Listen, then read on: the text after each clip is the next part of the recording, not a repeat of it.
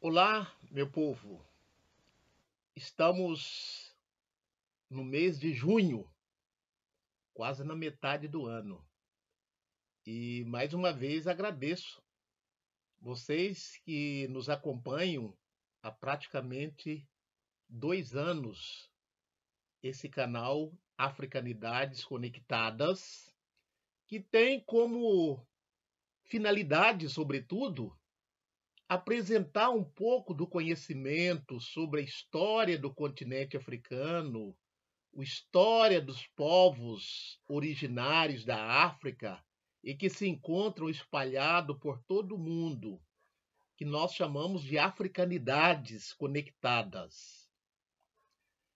Na última postagem, nós falamos que o presidente português recentemente reconheceu a participação do Estado português no massacre de sociedades indígenas durante o período da colonização e também de perseguições, massacres e trabalho forçado, trabalho escravizado dos povos africanos.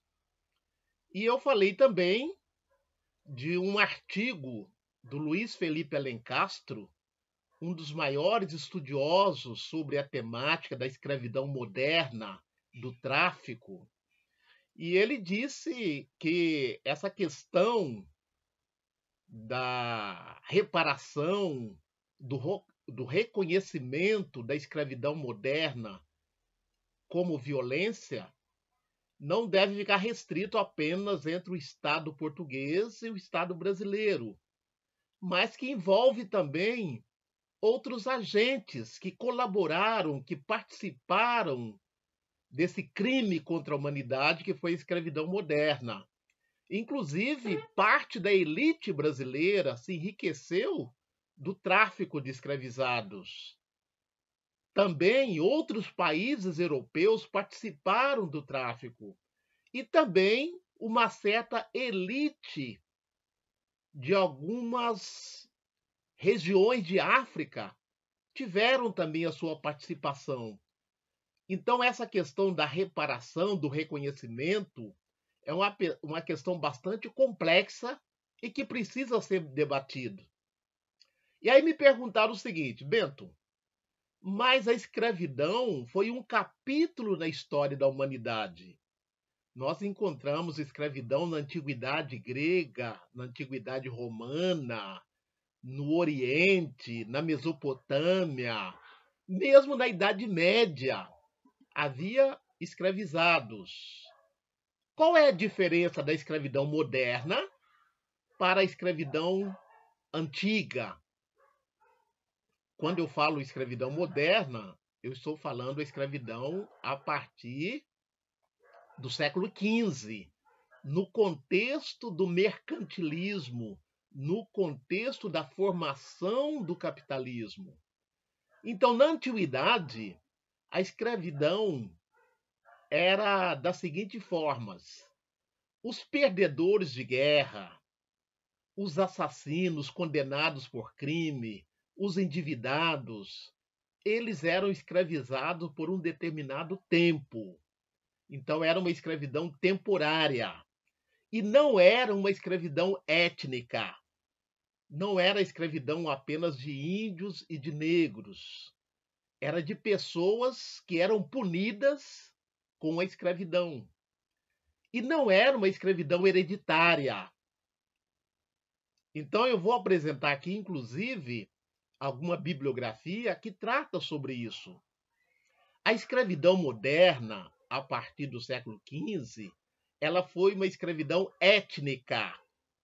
Quem poderia ser escravizados? A princípio, os indígenas, porque eles eram tidos como gentios, né? Não eram católicos, não eram cristãos, e isso foi uma justificativa ideológica de cunho religioso a princípio, e depois os africanos, porque eram tidos como os descendentes de Cã, né?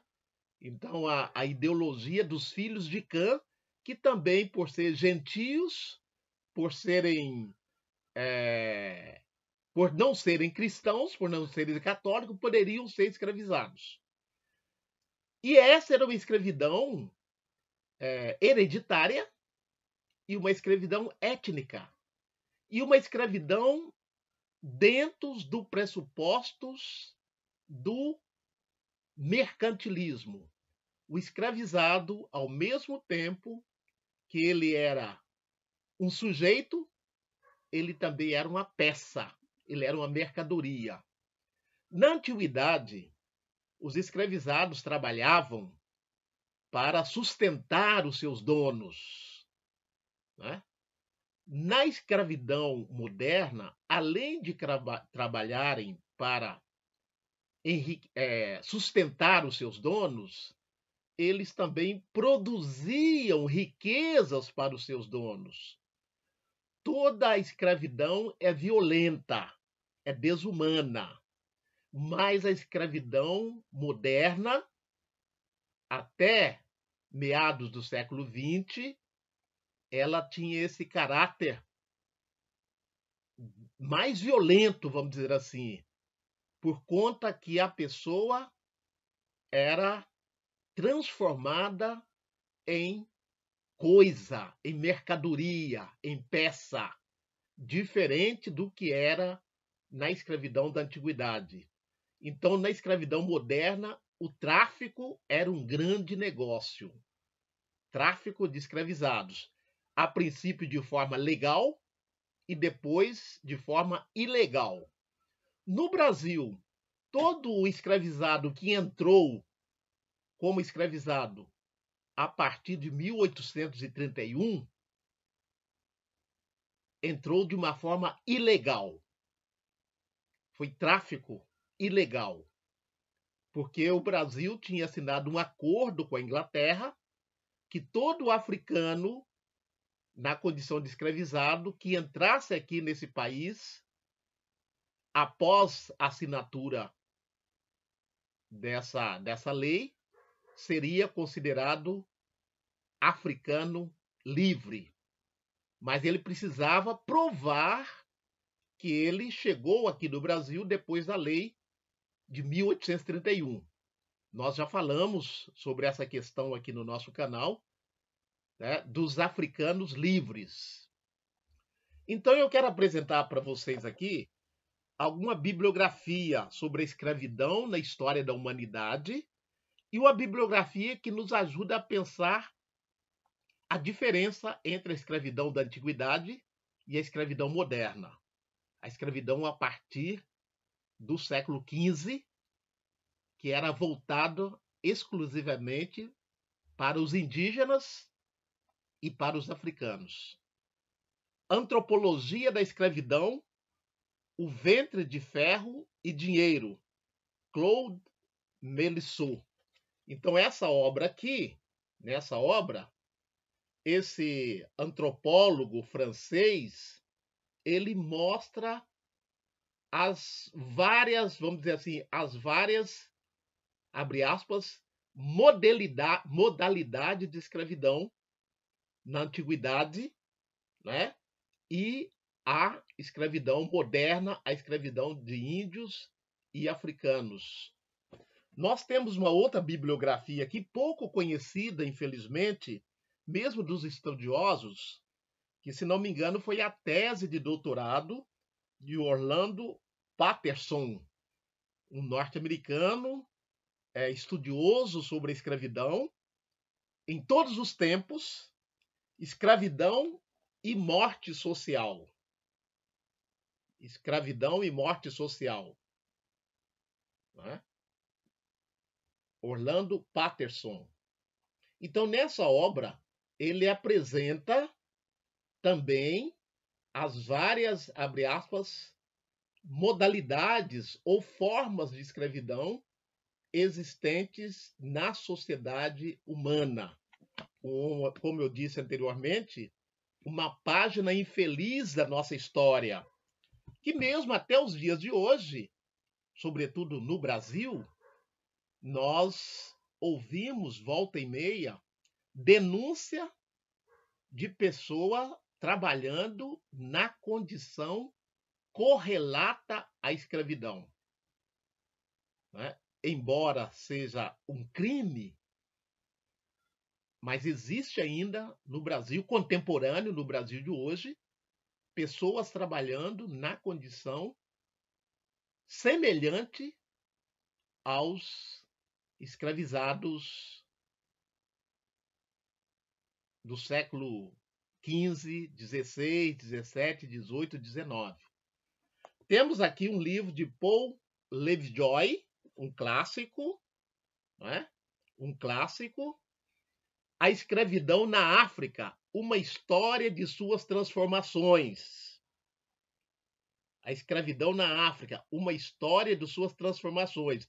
Então ele mostra que também no continente africano, antes da chegada dos colonizadores, havia sociedades escravistas, mas não na modalidade da escravidão colonial, da escravidão mercantilista, né? Então a gente tem que pensar muito bem nisso, que a escravidão na África foi transformada quando da chegada dos colonizadores, ela se tornou essa escravidão mercantilista, essa escravidão comercial, e contou com a colaboração de algumas elites africanas.